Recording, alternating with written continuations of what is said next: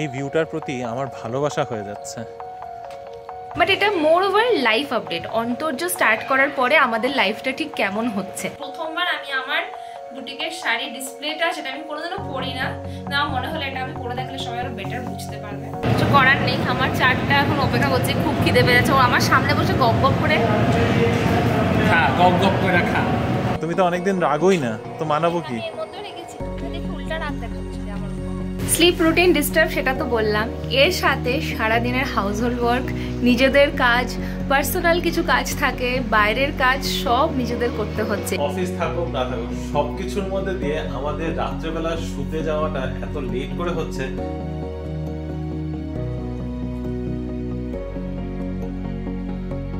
Good evening Bibi family, welcome back to the channel. কেমন আছো তোমরা সবাই? আশা করি সবাই খুবই ভালো আছো। আজকে একদম বিকেলবেলাতে ব্লগ স্টার্ট করছি, বাজে হলো বিকেল 5টা। সব কাজকর্ম মোটামুটি বলতে পারো কমপ্লিট করে তোমাদের সামনে আসলাম। একটুখানি রুটিনে ডিস্টারবেন্স চলছে, ডিনাই করবো না, অনেক কিছুই চলছে, ওই সেটাকে ম্যানেজ করতে একটু সময় লাগছে। রিমু এখনও ফেরেনি, আমি এখন বাড়িতে একাই রয়েছি, তাই ভাবলাম ব্লগটাকে স্টার্ট করি আর তোমাদেরকে কিছু আমাদের লাইফ আপডেট দিই। তোমরা সকলেই জানো আমার এই বারান্দাটা ভীষণ পছন্দ, এই গ্রিনারির মাঝখানে বসে থাকতেও ভালো লাগে, আর বসে থেকে তোমাদের সাথে গল্প করতে তো আরও ভালো লাগে, স্পেশালি যখন আমি একা থাকি। মি টাইম বলো, অ্যালোন স্পেস বলো, ইভেন আমি এখানে বসে ল্যাপটপ নিয়ে কাজও করি অনেক সময়, সেটাও আমার খুবই ভালো লাগে। তো হ্যাঁ, লাইফের আপডেট দেবো এই কারণেই বলছিলাম, কারণ হ্যাঁ তোমরা জানো একটা নতুন ভেঞ্চার আমাদের স্টার্ট হয়েছে অন্তর্যর বুটিকের। যদি আমরা বলেছি ব্লগে খুব বেশি আপডেট দেবো না, বাট এটা মোর ওভার লাইফ আপডেট। অন্তর্য স্টার্ট করার পরে আমাদের লাইফটা ঠিক কেমন হচ্ছে। এর আগে যেহেতু জিনিসটা ভার্চুয়াল ছিল, অতটাই সেরকমভাবে ইনভলভমেন্ট আমি যেটা বলবো সেটা হ্যাঁ, ডিজাইনস আসতো, আমি দেখাতাম, যার যেরকম পছন্দ সেইভাবে বুকিং হতো, এবং জিনিসটা আমি হাতে পেতাম না, ওখান থেকেই ডিরেক্টলি পার্সেলটা কুরিয়ার হয়ে যেত। তো এই প্রসেস থেকে এখন আমি নিজের হাতে জিনিসটা পাচ্ছি। আমার একটা কোয়ালিটি চেকিংয়ের ব্যাপার থাকে, ডিজাইন সিলেকশনের একটা ব্যাপার থাকে, তার থেকেও বড় কথা হচ্ছে ডিজাইনের উপর কীরকম ক্যাটালগ আসবে, সেই হিসেবে কিভাবে শোকেস করা হবে, সেই জিনিসটাও কিন্তু এখন অনেক বড় রেসপন্সিবিলিটির মধ্যে চলে এসছে বলতে পারো। আমার পার্সোনাল কিছু ফেভারিটস আছে, যেমন এমব্রয়ডারি আমি খুব ভালোবাসি, পিওর সিল্ক আমি খুব ভালোবাসি। এখন আমি অতটা বড় হয়ে উঠতে পারিনি যে আমি এই জিনিসগুলো তোমাদের সামনে এনে দেখাবো, কিছু কিছু হয়তো দেখাতে পারছি, কিছু কিছু চাইছি যে বাজেট ফ্রেন্ডলিও হোক, যাতে তোমরা সেটা ইকোনমিক্যালি কালেক্ট করে নিতে পারো। তো হ্যাঁ, মাথায় অনেক কিছুই চলছে, সবসময় মাথার মধ্যে এটাই কাজ করে যে এমন কি আমি তোমাদের দেখাতে পারি যেটা তোমাদের ভীষণ ভালো লাগবে এবং তোমরা সেটাকে খুব পছন্দ করে নেবে। তো সেই সব নিয়ে সারাক্ষণ চিন্তাভাবনা তো চলেই, কিন্তু এটা হলো অন্তর্জর পার্ট। কিন্তু অন্তর্জর বাইরে যে আমাদের লাইফটা রয়েছে, সেই লাইফটার উপর না অনেক কিছু রুটিন পুরো মিসম্যাচ হতে পারে, বা বলতে পারো যে কিছুতেই জিনিসটা সিঙ্কে আসছে না। সকালে ওঠাটা দেরি হয়ে গিয়েছে, কারণ এখন আমি যেহেতু বাইরে থেকে বেরোচ্ছি না, আর রিমো মোস্টলি দেরি করেই বেরোয়, তো আলটিমেটলি ঘুম থেকে ওঠা দেরি হচ্ছে। ঘুম থেকে ওঠা কেন দেরি করে হচ্ছে? কারণ রাত্রি 2টোর আগে আমরা কেউ ঘুমোতে পারছি না। ইভেন আজকেও আমার উঠতে উঠতে 9:30 বেজে গেছে, আমি এমনভাবে ঘুমোচ্ছি 8টা-9টা এই সময়টাতে, মনে হচ্ছে কতদিন যেন ঘুমোইনি। স্লিপ রুটিন ডিস্টার্ব সেটা তো বললাম, এর সাথে সারাদিনের হাউস হোল্ড ওয়ার্ক, নিজেদের কাজ, পার্সোনাল কিছু কাজ থাকে, বাইরের কাজ, সব নিজেদের করতে হচ্ছে। এর বাইরে এত বড় একটা রেসপন্সিবিলিটি, শুধু লাইভ করলেই তো আর হলো না, লাইভের আগে পরে ভেন্ডারের সাথে কথা বলা, ভিভারের সাথে কথা বলা, সিলেকশন করা, পার্সেল কেমন আসবে, পৌঁছলো কিনা কাস্টমারের কাছে, সেই রিভিউগুলোকে ফলো আপ করা। আর নিজেদের কাজ মানে আমার তো কনসালটেশন আসে, তখন আমাকে ডায়েট প্ল্যান প্রিপেয়ার করতে হয়, সেগুলোর আপডেটস থাকে, রিমোট তো নিজস্ব অফিসের কাজ থাকেই। এর বাইরে হাউস হোল্ডের সমস্ত কিছু, মানে রান্না থেকে শুরু করে বাসন মাজা, ঘরের সমস্ত কাজ, মানে আমাদের যেহেতু আমরা দুজন একাই থাকি এবং সম্পূর্ণ কাজের রেসপন্সিবিলিটিটাই আমাদের নিজের, A to Z, মানে বাইরের দরজার থেকে শুরু করে ব্যালকানির মাথা অবধি এভরিথিং ইজ আর রেসপন্সিবিলিটি। এখন অবধি আমি হাউস হেল্প রাখিনি, বা বলতে পারো একটু ইচ্ছে করেই রাখছি না। তার কারণ হচ্ছে এখন আমার ঘরটা ঠিকভাবে সেট আপও হয়নি, সেগুলোও ভাবতে হচ্ছে। আগে ওটা ভালোভাবে সেট আপ না হলে কাজের লোককে রেখেও খুব অসুবিধা, কারণ তারা ঠিকমতো করে করতেও পারবে না, আমাদের মতো জিনিস সরিয়ে করাটা তাদের পক্ষে খুব ডিফিকাল্ট হয়ে যাবে। আমি এরকম একটা অসুবিধার মধ্যে কাজের লোক রেখে আরও বেশি ঝামেলাও বাড়াতে চাই না। তো বলতে পারো সব মিলিয়ে সারাদিন কী করে কাজের মধ্যে কেটে যাচ্ছে সেটাও আমরা আর বলতে পারছি না। রিমো এখন চলে আসবো, ও জাস্ট ফোন এসেছিলো বলে আমি ব্লগটা মাঝখানে মানে ভিডিওটা একটুখানি বন্ধ করলাম। ও মনে হয় ঢুকেই যাবে, কারণ অলরেডি সোসাইটির মধ্যে চলেও এসছে। দেখি বিকেলে কিছু স্ন্যাক্স বানাতে ইচ্ছা করছে, সেটাও করতে পারছি না। কখনো খুব ভালো রান্না করতে ইচ্ছে করলেও সেটা করতে পারছি না, এমনই অবস্থা। তোমরা জানো আমরা ভালো রান্না খেতেও কত ভালোবাসি, কিন্তু যে ডিফারেন্ট রেসিপি ট্রাই করবো ইচ্ছা করে, এটা বানাই ওটা বানাই, বাট কিছুই হয়ে উঠছে না। সব কিছু যেন অন্য কিছুর মধ্যেই যেন মানে আটকে রয়েছে আর কি। আর এই যে আরেকজন এসে বসে আছে। কি আছে, এত টায়ার্ড লাগছে? আর বাইরে থেকে এসে একটু আজকে তো ওয়েদারটা খুবই ভালো, খুব সুন্দর ওয়েদার। ভালো আছে। এসে আজকে এখন যেতে লেগেছিল ওয়াক করতে। হ্যাঁ না, যাবে আবার আবার আবার এখানে? আমি নিচেও হাঁটতে পারি, নিচেও আমাদের খুব সুন্দর হাওয়া দেয়। আমার ভালো লাগে না, নিচের মধ্যে এত লোকজন থাকে, এখানের মধ্যে আমার ও পার্কে থাকে না। হ্যাঁ পার্কে থাকে না, এখানের মধ্যে এই চিপা জায়গাটা না, এখানের মধ্যে এরাও আসছে, বয়স্ক লোকরা ঠুট ঠুট ঠুট করে থাকে। আরে যেটা সত্যি কথা, বাচ্চারাও একদম দৌড়াদৌড়ি করছে, সাইকেল নিয়ে চালাচ্ছে। এখানের মধ্যে মানে হাঁটার জায়গা নেই, একবার এদিকে যাও একবার এদিকে যাও। ওখানে অ্যাটলিস্ট স্পেসটা অনেক বড়, ওখানে কেউ সাইকেলও ঢোকানো অ্যালাউড না, ওখানে এবার নেই। তো অ্যাটলিস্ট মানুষের বাস হাঁটে বা জগিং করে, ওখানে ভালো লাগে আমার। এই জন্য আমি মেইন রোডে হাঁটি। এই জন্য মেইন রোডে হাঁটলে একটা স্ট্রেচে একটা সাইড ধরে নাও, সাইড ধরে স্ট্রেচে হাঁটতে থাকো, বেটার। আমার এখানের মধ্যে এখন এই রাস্তাটাতে হাঁটতে পারি না, পার্কে তাও ঠিক আছে রাত্রেবেলা। এই জন্য আমি রাত্র করে যাই, এই সময়টা যাই না, এই সময়টা প্রচুর লোকজন থাকে নিচের মধ্যে। এখানের মধ্যে দেখবে একটা দল আছে, একটা বাঙালি আন্টিদের একটা দল আছে, বাঙালি আন্টিদের দল, আর একটা আঙ্কেলদেরও দল আছে, একটা বাঙালি আঙ্কেলদের দল আছে, তারা কথা বলে। তারপরে তোমার একটা ইয়ে কি বলে, এদিককার এই সাউথ ইন্ডিয়ান ইয়েদের একটা দল আছে, তারা কথা বলে। তো এখানের মধ্যে আড্ডা চলে জায়গায় জায়গায়। তো ওদের মাঝখানে হাঁটতে হাঁটতে ভালো লাগে। ঠিক আছে, তুমি ফ্রেশ হও, চা কফি কিছু খাবে? যদি চলো তাহলে চা কফি কিছু খাবে নাকি? চা কফি খাই, এটা আমার এই সময় যাবে হাঁটতে, যেতে পারি তো চলো। যাবো এখন, একটু গিয়ে ওয়াকটা করে আসবো। এই দেখো টি শার্টটাও চেঞ্জ করে ফেললাম। রিমো বললো চলো যাই একটু ওয়াক করে আসি, এটুকু সময় পাচ্ছি, এইটুকু সময়টাতে একটুখানি ঘুরে আসি। আসলে নিজেদের বিশ্রামের সময়টাও এখন একদমই থাকে না। যেই সময়টাতে আগে রেস্ট নিতাম, সেই সময়টাকে এখন পুরোপুরি ডেডিকেট করে দিয়েছি নিজের প্যাশন ফলো করার জন্য, যেটাতে ডেফিনেটলি একটু এফোর্টস লাগবে, একটু সময়ও লাগবে। কিন্তু আমি জানি এটাতে যদি আমরা ভালোভাবে এফোর্টস দিই তাহলে ডেফিনেটলি একদিন অনেকটা সাকসেসফুল হতে পারবো। তার জন্য তোমাদের সকলের সাপোর্ট তো অনেকটা দরকার। তোমরা অনেক বেশি সাপোর্ট করছো, তার জন্য মেনি থ্যাঙ্কস। কিন্তু এখন নিজে কোনো সময় আলাদা করে বের না করে যদি এই সময়টাও ডেডিকেট করতে পারি, আমি জানি সেটাতে আরও ভালো ফ্রুটফুল কাজ আমি করতে পারবো। এনিওয়েজ যাই, এখন বেরিয়ে আসি, একটু সময় যেন ওয়াক করে আসি, একটু মাইন্ডটাও ফ্রেশ হয়ে যাবে। আবার দেশে অনেক কাজে লেগে পড়তে হবে। আমাদের হারলুর লেক যাওয়া হয় না। এখন পর 2 দিন ব্যাক টু ব্যাক। চলো যাই, আজকে ওয়েদারটা আরও সুন্দর করেছে। কালকে একটু বৃষ্টি ভাব ছিল। রিমির ইচ্ছা ছিল আজকে বাড়িতে কিছু বানাবে, তারপর আমি বললাম যে হাঁটতে যখন বেরোচ্ছি চলো বাইরের থেকে আসার সময় কিছু খেয়ে চলে আসবো। কত কিছু বানাতে পারে, ইচ্ছাটাই করে বানায়, আর কিছু বানিয়ে হয় না, উঠতেই পারছে না, ও বানিয়ে উঠতেই পারছে না। যাই হোক, তো চলো এখন যাই একটু ওয়াক করি। অনেক দিন এই ওয়াক বন্ধ ছিল, এখন আবার শুরু করছি। এখন জানি না এটা কতদিন কন্টিনিউ হবে। আমি ফিটই আছি যথেষ্ট, তোমাকে একটু হতে হবে যদি তুমি ইন্টারেস্টেড থাকো। রিনি নিজেই সারাক্ষণ কমপ্লেন করতে থাকে যে আমার ওয়েট বেড়ে যাচ্ছে। যোগাও বন্ধ করে রেখেছে, ওয়াকিংও বন্ধ করে রেখেছে। এই ভিউটার প্রতি আমার ভালোবাসা হয়ে যাচ্ছে। এখানে রোজ আসবে রোজ? কেন না? কেন রোজ আসবে না? কেন রোজ আসবে না? আরে কেন? জায়গাটা ভালো লাগে না? খুব ভালো তো রোজ আসলে জিনিসটা তখন আর এই ফিলটা থাকে। হ্যাঁ, এটা ওয়াকের জায়গা। রোজ এখানে এসে একটা রাউন্ড দেবো, তাহলে অনেকটা হাঁটা হয়ে যাবে। এই যে দেখো, ওইখান থেকে আমি একটু জুম করে দেখাই। এই যে ওখানের মধ্যে দেখো, এই পুরোটা পাথওয়ে দিকটা হেঁটে, আর ওইখানের মধ্যে দেখতে পাচ্ছ জায়গায় এরকম জোড়া বসে থাকে।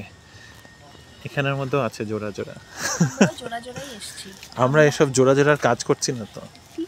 কেউ এখানে আরে না বাজে কি, আরে কেউ রেগে আছে, কেউ রেগে যে এখানের মধ্যে অন্যরকমের একটু গল্প সল্প চলছে, বুঝতে পারছি আমি। মানে এতদিনে কান্নাডাতে একটু বুঝি। মেয়েটা রেগে আছে, মেয়েটাকে এখানে মানানো হচ্ছে। তুমি রেগেছো? বলে বলে কেউ রাগে নাকি? হ্যাঁ, অনেকদিন আমাকে মানাও না। আরে তুমি অনেকদিন মানাই না? Is it? তুমি অনেকদিন রাগোই না, তোমার মানানো দরকার। এই দেখো দেখো এখানে ইয়ের চাকটা, এটা কি মধুমাছির চাক? এটা মধুমাছি তো মনে হয় না। চলো এসে দেবে। বাপ রে কি বিশাল, মাই গড। ও দেখে গাটা কিরকম কিরকির কিরকির করছে। চলো এখান থেকে বেরো। হ্যাঁ যেটা বলছিলাম, রাগ মানানো, তুমি তো অনেকদিন রাগোই না, তো মানাবো কি? এর মধ্যে রেখেছি, তুমি দেখি উল্টা রাগ দেখাচ্ছিলে আমার উপরে। ও বাবা, রাগ দেখানোর ইয়েটা মনে হয় কি বলে, রাগ দেখানোর কোটাটা কি একমাত্র তুমি নিয়ে রেখেছো? তুমি দখল করে রেখেছো? হ্যাঁ, কালকের হাঁসগুলো কোথায়? কালকের হাঁসগুলো তো ওইদিকে এন্ট্রান্সের দিকে ছিল। হ্যাঁ ওইদিকে। কি ভালো লাগছে এই জায়গাটা। উফ, আজকে হাওয়া চলছে না, কালকে একটু হাওয়া ছিল বৃষ্টির জন্য। আজকে এনারা সবাই একদম হাতের নাগালে, আগের দিনকে খালি ওইদিকে ওইদিকে চলে যাচ্ছিল, আজকে দেখো একদম হাতের নাগালে। আর কি ভালো লাগছে। আমি আবার এদেরকে দেখতে আসলাম, দেখি একটু হাই বলে যাই। কালকে তো একরকমভাবে দেখেছি, আজকে মনে হচ্ছে সংখ্যাতেও বেড়েছে। এই প্রাণীটি নতুন আছে, এটা আগের দিন ছিল না। হাঁটাহাঁটি করার পরে আমরা পেট পূজা করতে চলে এসেছি, থ্যাঙ্কস টু ইউ। এখনো পুজোর থালিটা আসেনি, হবে কোথা থেকে? তো এখানে এসেছি, তো কোথায় এসেছি দেখাও আগে। এই যে গোপালজিস ক্যাফে, এখান থেকে আমরা আগে কাসবানা আলিতে খুব অর্ডার করতাম। রিমোর ফেভারিট পাও ভাজি এখান থেকে আসতো। আমার ফেভারিট পাও ভাজি। হ্যাঁ, তোমার এখানকার পাও ভাজিটা ভালো লাগে সবসময়। ভালো লাগে, কিন্তু মনে আছে লাস্ট আমরা ওই মিষ্টি থেকে খাওয়ার পরে আমাদের ওটা বেটার ছিল।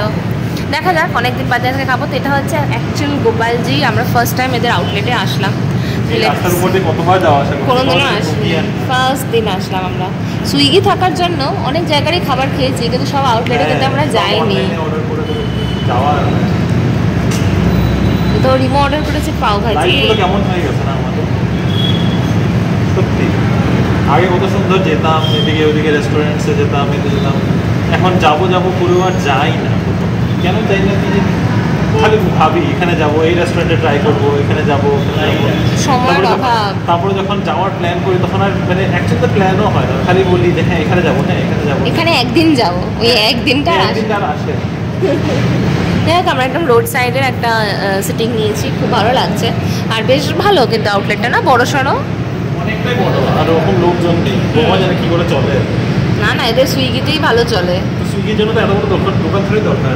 না ঠিক, তবে এখানে এখন দেখছি মিলসও পাওয়া যাচ্ছে। তবে হ্যাঁ, আমি অর্ডার করেছি আলু তাওয়া চটপটা চটপটি আলু চাট। দেখি কেমন হয় আলু চাটটা। ছিল খাবো।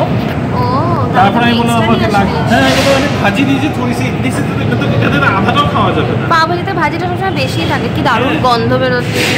আমি এক পিস খাবো।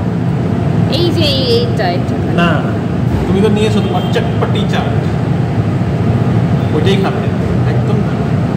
আমি এটা বললাম, আর এটা তুমি খেয়েও নিলে।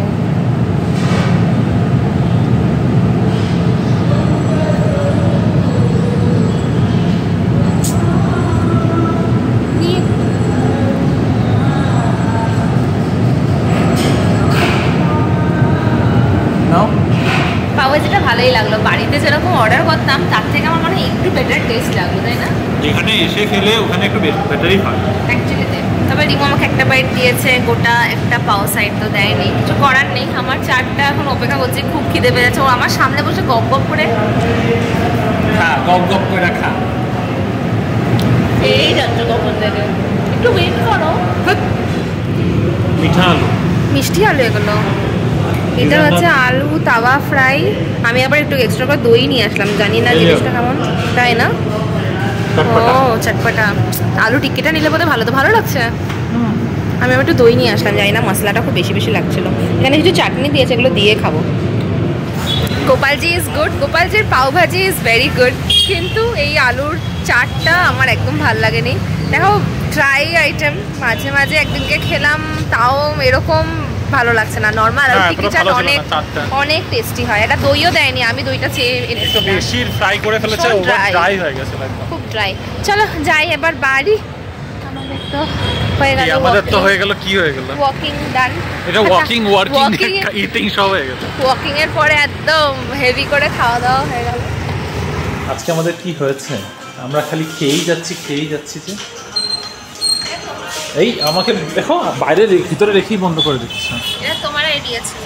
আমার আইডিয়া ছিল না, এই বাজে কথা না। আমরা এখন এসেছি, না এটা না তো, আমরা এসেছি কোথায়, হাঙ্কোজ ন্যাচারালে। আইসক্রিমগুলো আমার খুব একটা ভালো লাগলো না, মানে ক্যারামেলের টেস্টটাও ক্যারামেল নেই। আফটার টেস্টটা খুব বাজে আইসক্রিমটা। হ্যাঁ, একটা পাউডারি ইমিডিয়েট আফটার টেস্টটা একদম ভালো না। ঠিক আছে, একটা পাউডারি টেস্ট, মানে মনে হচ্ছে দুধ পাউডার্ড মিল্ক দিয়ে বানানো, ওরকম একটা টেস্ট আছে। কফিটার মধ্যে তো কফিই নেই। তাও আছে কফিটা, আগেরগুলো থেকে বেটার। Not good. না, এখান থেকে নেওয়া যাবে না, হয়ে গেল, ট্রাই ডান। এখন বাজে 9টা আর আমরা এখন জাস্ট বাড়িতে ঢুকলাম। কোথায় ছিলাম মাঝখানে এতটা সময়? ছিলাম হলো অর্পিতার বাড়িতে। ওয়াক করে আসার সময় রিনি হঠাৎ করে সাজেস্ট করলো যে চলো অর্পিতার বাড়িতে যাই, অনেকদিন ধরে গিয়ে একটু বসা হয় না, গল্প করা হয় না। তো আজকে উইকেন্ড শুরু হচ্ছে, অর্পিতাদেরও কাজ ছিল না, গেলাম, ভেবেছিলাম যে আধ ঘন্টার জন্য বসবো। সেই আধ ঘন্টা তো আর কোনোদিনও আধ ঘন্টা হয় না, গিয়ে আড্ডা দেওয়া শুরু করলে সে 1-1.5 ঘন্টায় গিয়ে ঠেকে। সেই করতে করতে 9টার সময় এসে বাড়ি ঢুকলাম। বাড়ি ঢুকে এসে এখন রিনি দিকে ভাত বানাচ্ছে। দুপুরে মোটামুটি ও সব রান্না করে রেখেছিল। তার উপরে আমিও আজকে যখন অফিস থেকে আসতে আমার আজকে লেট হলো, তো ব্লগটাও আজকে এডিট হয়নি, আজকে আপলোডই করতে পারিনি সব কাজের মাঝখানে।